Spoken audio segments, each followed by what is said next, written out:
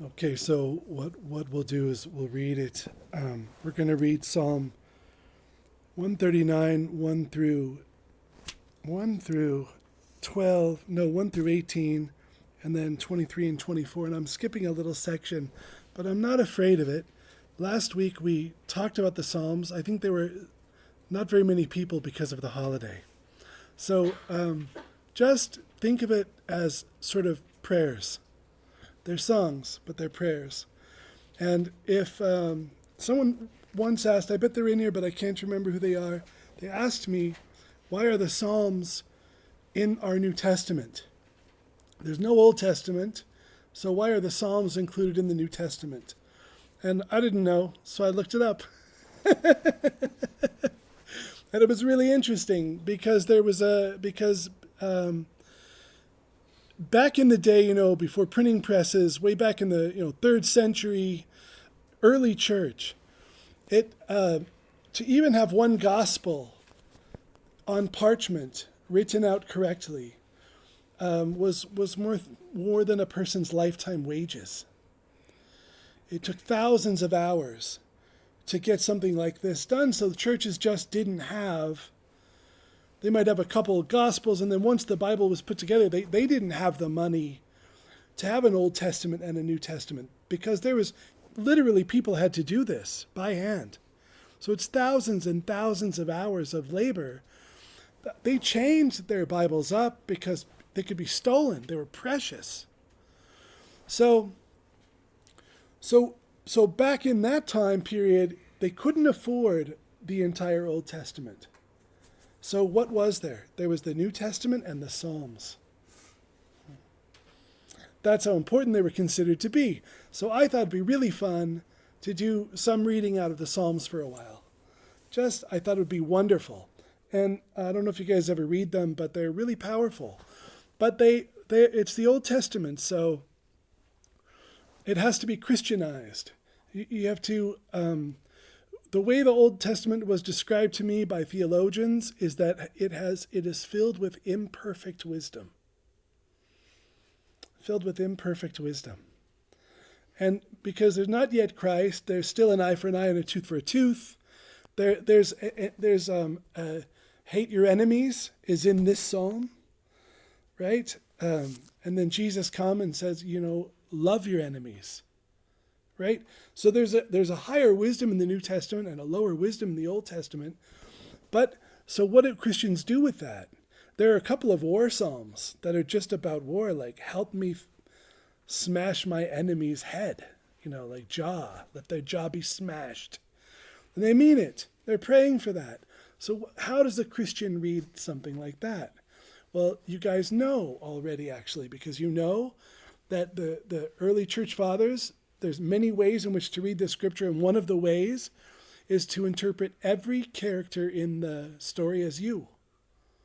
You are Barabbas, and you are Paul, and you're Nathaniel, and you're Zebedee, to see them as psychological aspects of the self, which is a really powerful way to read scripture.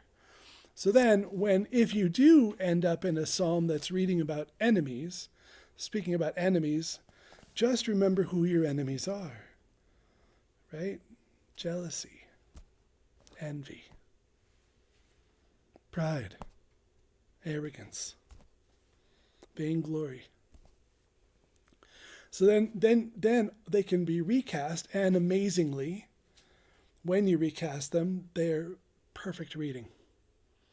They're just perfect reading still. So we Christianize it. That makes sense. So let's read this psalm. I'll read it one time through, then give you some time with it so you could sort of absorb it. It's just beautiful. And I think this, I just kind of flipped to it. I read through a few, but this was it for sure. So,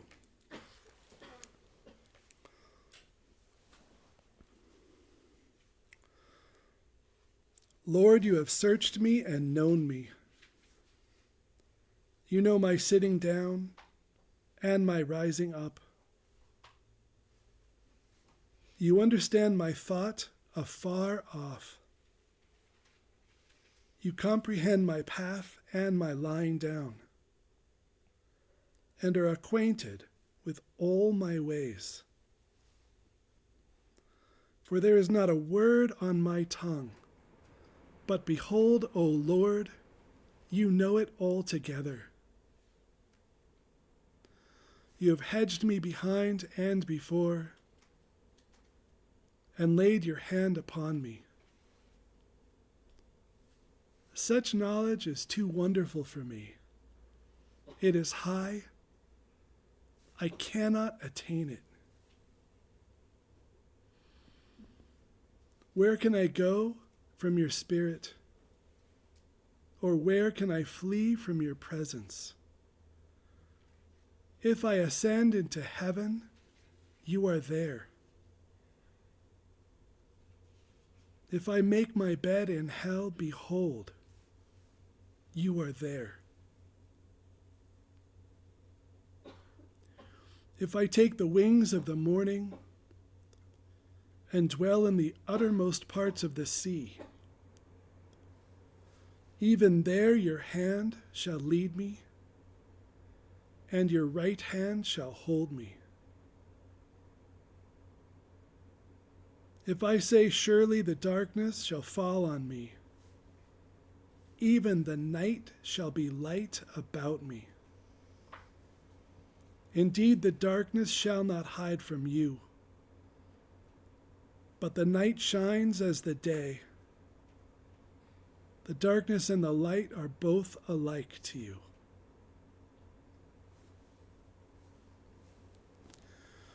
For you formed my inward parts. You covered me in my mother's womb. I will praise you, for I am fearfully and wonderfully made. Marvelous are your works. And that the soul knows very well, my frame was not hidden from you. When I was made in secret and skillfully wrought in the lowest parts of the earth, your eyes saw my substance being yet unformed. And in your book they were all written, the days fashioned for me, when as yet there were none of them.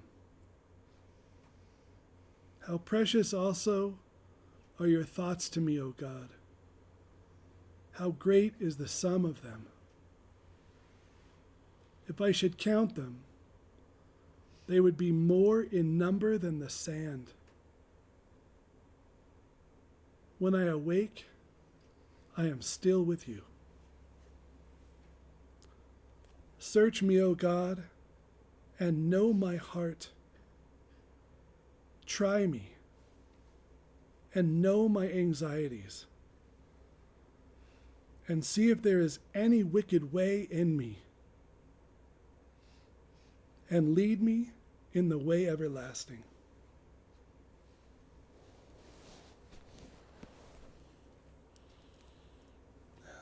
I'll let you guys, there's so much, so I'll let you take a minute there.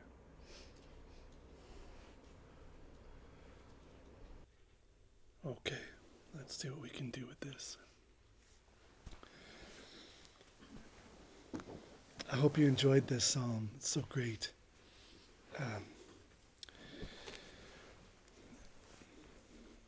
I think the author has deep wisdom, and if you are a ways on the path, and if you understand Christian theology, you see how rich it is. It's so profoundly rich.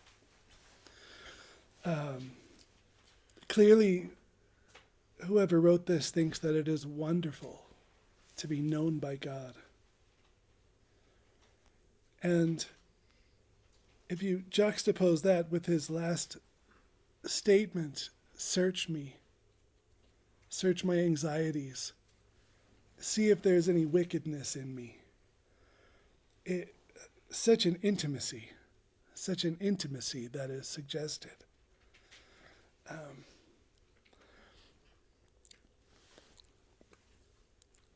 So the author says our ways and tendencies are known by God perfectly. such knowledge too wonderful for me, I cannot attain it.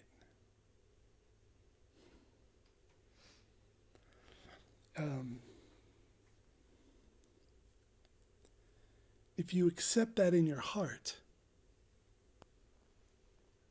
it quiets your mind.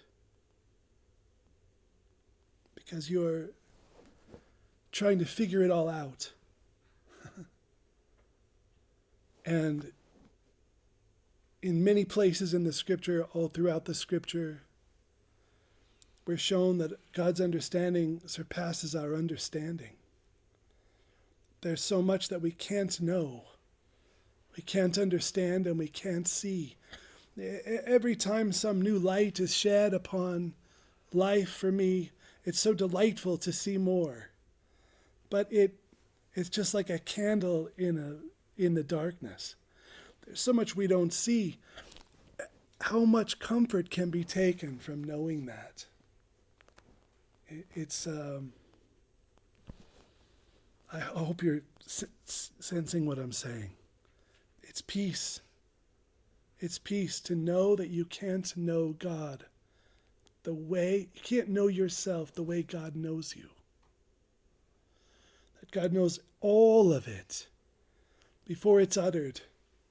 Every word, every movement, every sin, every good deed, all of it is known perfectly by God, and you're cherished and loved and appreciated. That brings so much comfort to me. Then if you think from the perspective of this psalm, how could you possibly hide your face from God?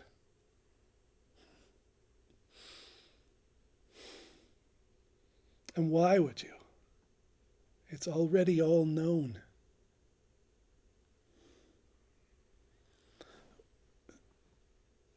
Instead of drawing away from God on the occasions of sin, when you're embarrassed about yourself, why not draw closer for comfort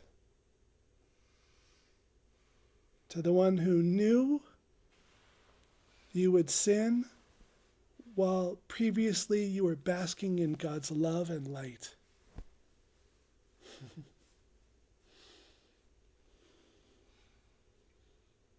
How small our perspective is.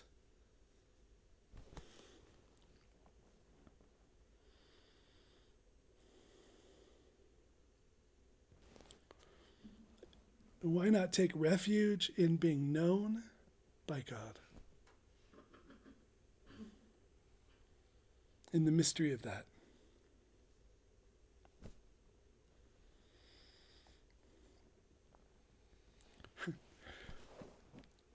Do you think God is surprised that you sinned?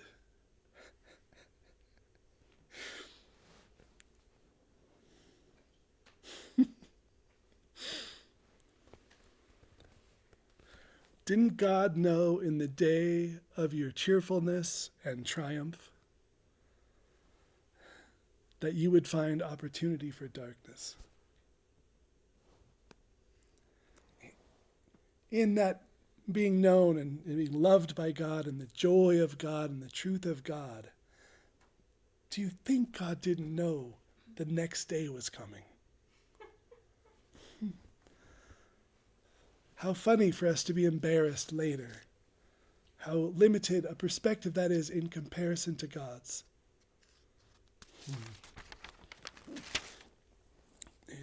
God's shining light on you. You're in the sun. Next day, you find an occasion for sin, cause harm, you're so embarrassed. Those are the same day to God. They're the same. There's no difference. This is why he says, "Where can I go from your spirit? Or where can I flee from your presence? If I ascend into heaven, you are there. If I make my bed in hell, behold, you are there.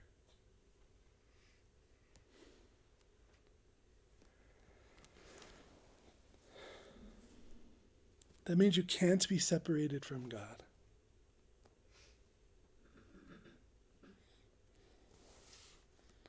That means God is with you in heaven or in hell.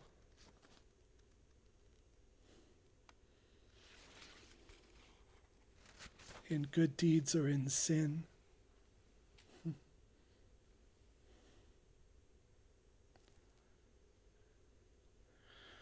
And it gets at a very powerful and important Christian principle that you do not need to feel God's presence to be with God.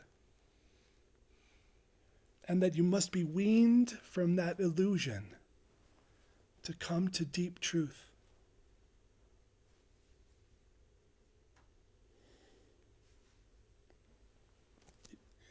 That faith, true faith, is unwavering. Even when the clouds are out, even when it's night, which is day to God.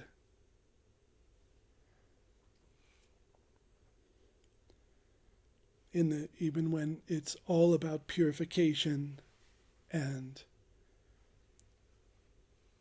your flawed character is being revealed and exposed.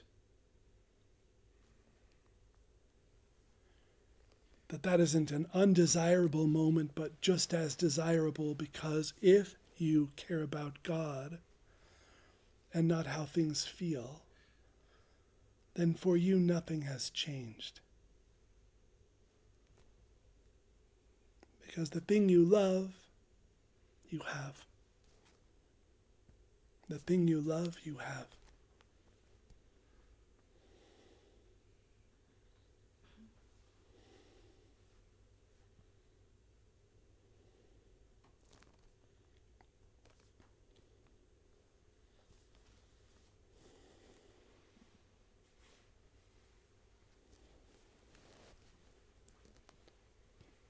So then, good day or bad day doesn't matter.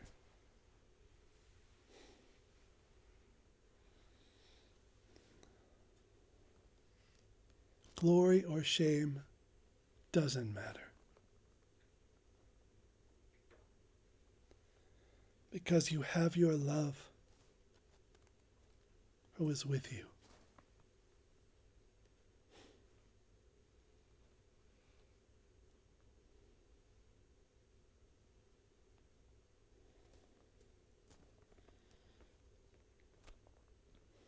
All of those states come and go like the wind.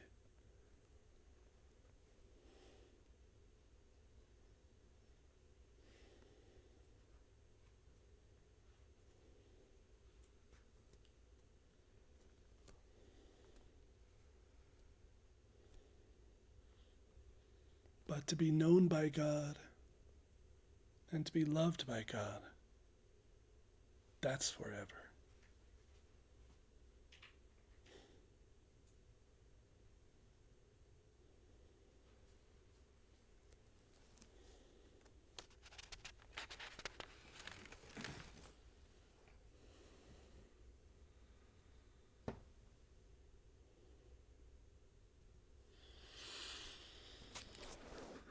He says, "Search me, O God, and know my heart.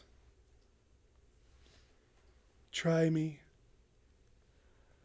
and know my anxieties.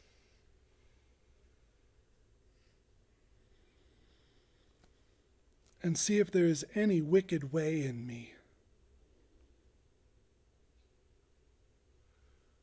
And lead me in the way everlasting."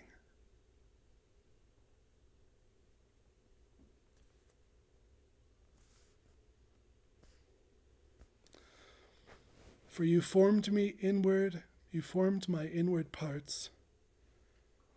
You covered me in my mother's womb. I will praise you, for I am fearfully and wonderfully made. Marvelous are your works.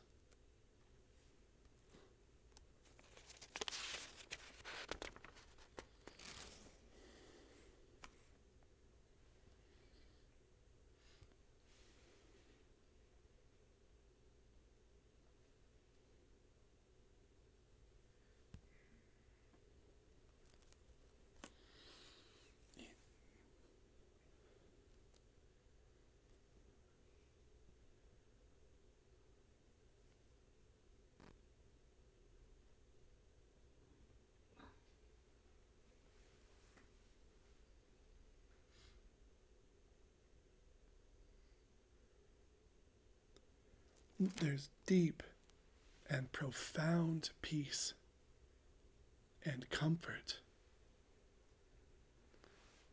even in purification.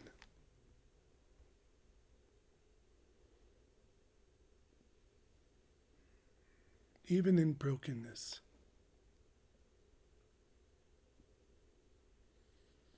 Even in having our anxieties exposed and our wickedness revealed.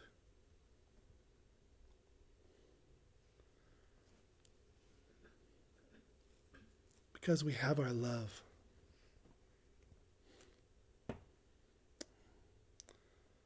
We have the one who adores us. The one who made us.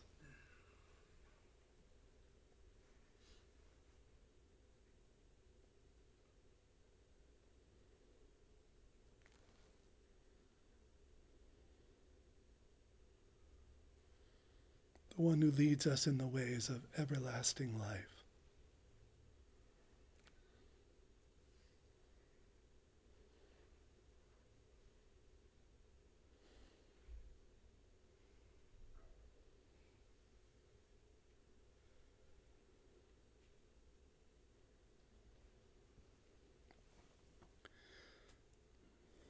You can be busy. You can be happy. You can be afraid. You can be important. You know how to be many things. Be known by God.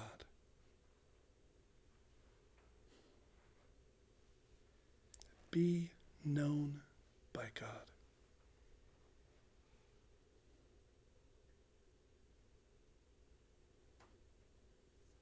That is an activity.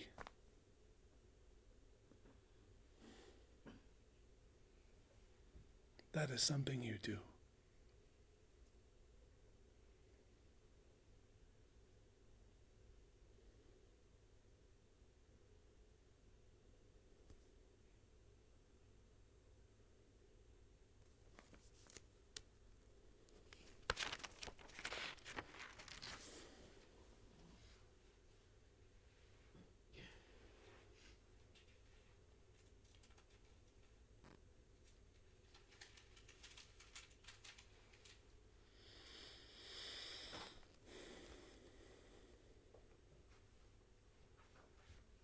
You can say, I know that you know me perfectly.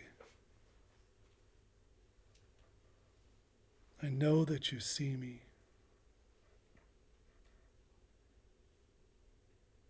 I know that you love and appreciate me.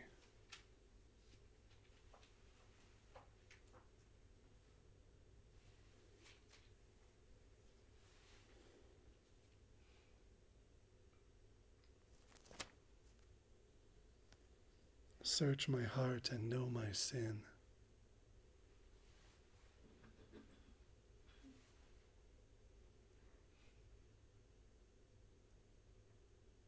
And lead me in the ways of everlasting life.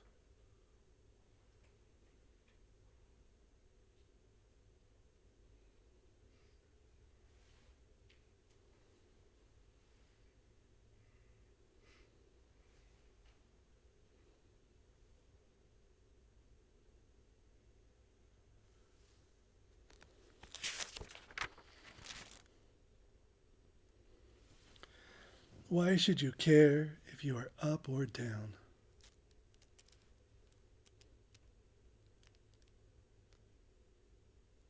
Why cling to happiness or sadness?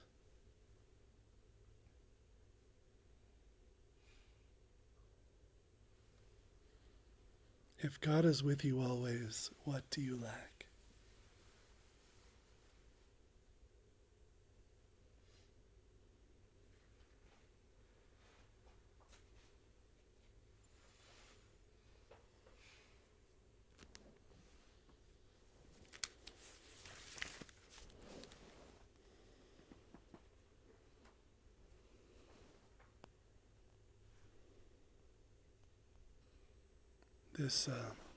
this talk came because a number of factors. Some people I thought needed to hear it, and then also because I've been in heaven a lot lately, and then they brought me down. I don't remember how many days ago, 3 days ago or so. So back to purification. And the transition was quite smooth, smoothest one yet since they've been bringing me back up. It seems like for a minute at least, after being in the heaven for a long time, then when I come down, I think, oh no, I lost it. I don't know how much time I spend there, not much these days, but a little. But this one, I'll mess it up next time because now I'm saying I did so well. But this time, when I came down out, I remained conscious.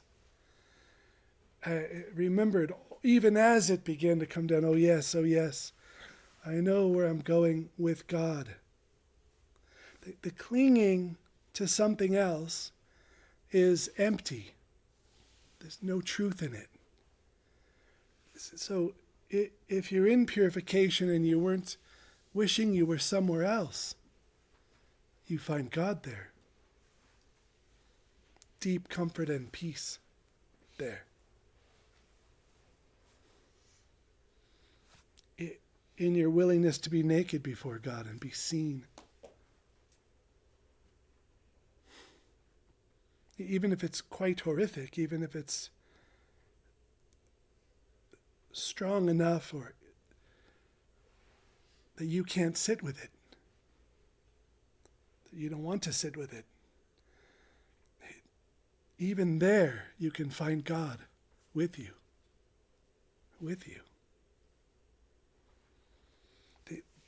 This is why lovers of soft, easy roads do not find the way.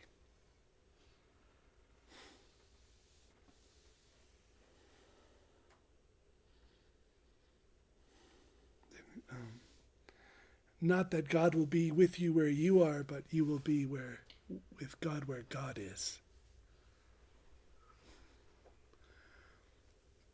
Where Jesus said, where you find me, there you will find my disciples also.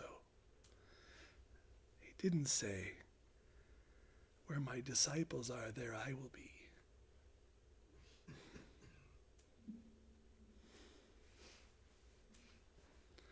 So then if it doesn't matter then. It doesn't matter. In heaven or hell, you're with God. If God is your love, then it doesn't matter.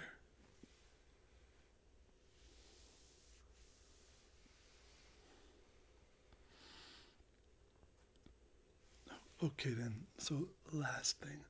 One more thing about being known. I think that's an activity. That's prayer. That's meditation. Don't try to generate it, and don't think it's so pernicious, the ego and the devil.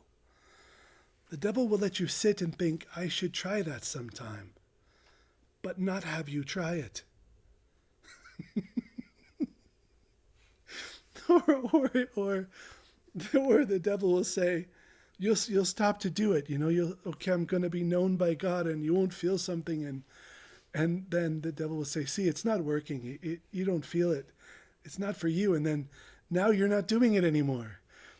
You just got told by the Psalms, it doesn't matter where, and then instantly talked out of it. Wherever you are, there is Christ.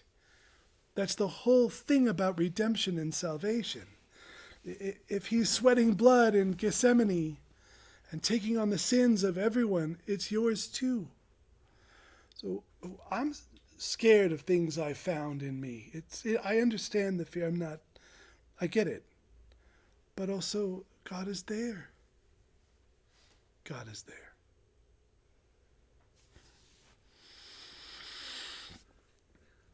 Okay, then this is the same subject but completely different. This, inspired by a phone call I had this week from someone who lives out of state. And having some disorder with their kid. And lots of factors, lots of reasons why, from the world and family and probably lineage and, you name it. Just there's a mess and it's theirs. But if there was a mistake I saw, so the child is acting out, right, in a way that for them is quite massive to them. But the mistake I saw is that sin was bigger to them than the cherishing of their child. And it had overshadowed and taken more time and space and energy in the family dynamic than cherishing that child. So what's the lesson there then? Love is less important than sin. That's the lesson. That's the lesson being taught, and that's the lesson being learned.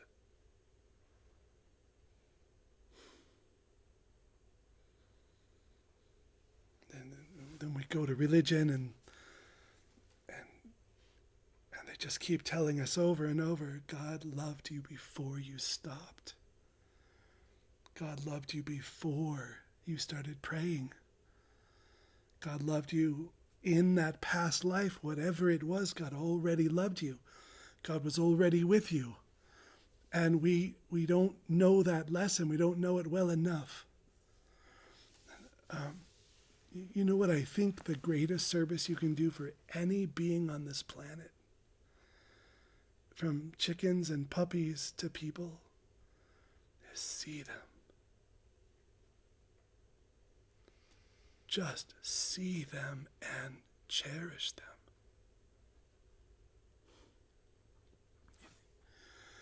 them. I got this little pug dog, and she's great. Just my kind of dog, just a meathead. And so she likes to lick my face, and I love it so much. So then I'm so grateful because she's just so soft and neat, and her little nose goes up against her curve of her head, matches my face, and she just gets it on there, and she's licking me, and she'll, 3-4 minutes is no exaggeration. She won't stop. Everything just going. All the while, thank you so much, Grendel. Thank you. Oh my gosh, Grendel, you're so loving, you're so wonderful. And then her head gets so warm. Just like your hands get warm when you touch someone you love. Her head gets so warm and she just goes and goes. It's profound. And it isn't that strong if I don't see her. If I don't see her.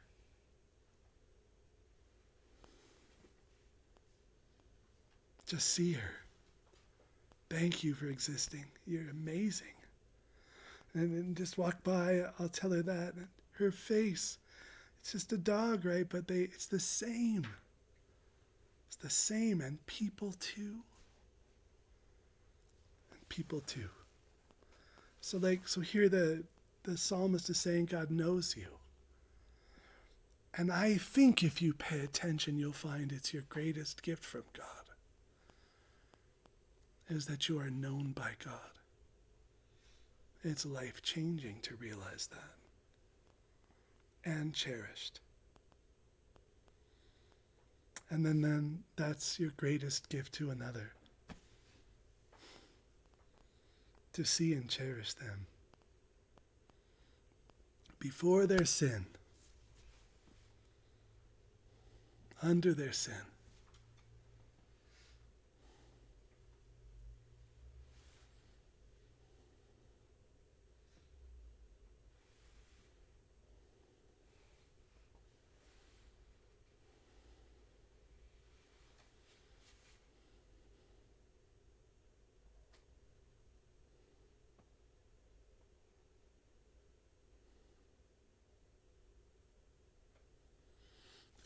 costs nothing to do it. It's the way they light up when you just do it.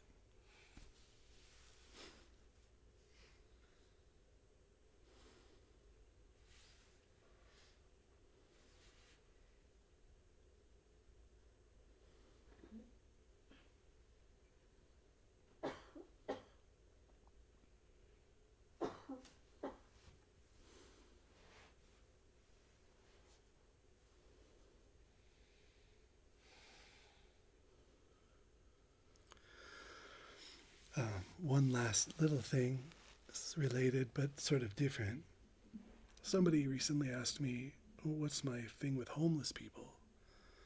And I haven't answered them yet, but I've been thinking about it, and it's one of the few intuitions that I continue to receive for a service we could do as a contemplative community.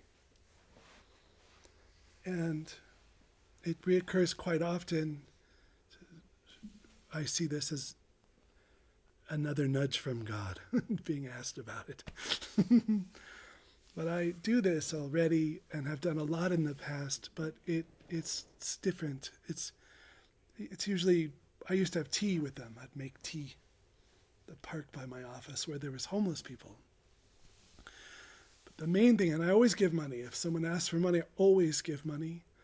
Usually $20 or so. Can you spare some change? I usually give them $20 if I can, if I have it on me. I don't care if they're buying booze. I don't care. I don't care. But what I do is I try to see them. I look them in the eyes. I introduce myself. I get their name. I try to see them. Because they're humans. They're human beings. People don't want to see them. I get it. Not judging. But I just try to see them. And cherish them. And not in a, it has to be real. Love them.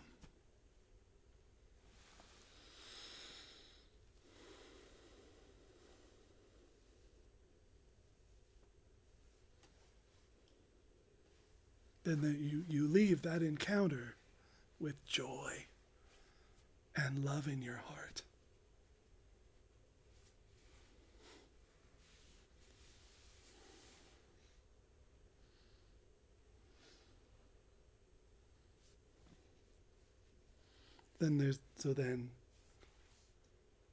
They are opportunities for love and joy.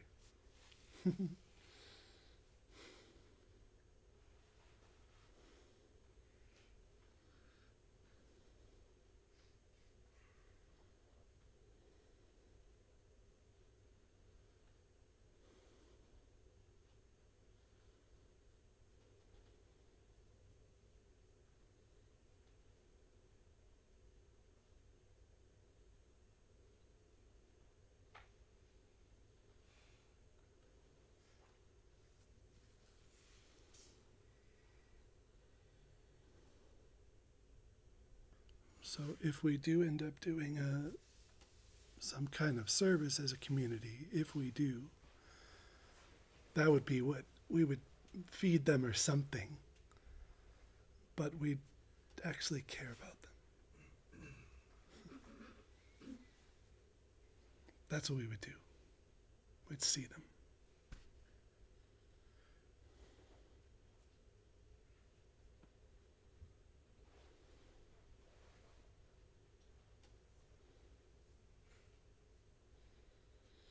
And you just don't care why they're homeless. You don't care. That's a conversation for a different day. It's not first. First, love. First, love. Justice is the guardian of love. Love is first. Love is first.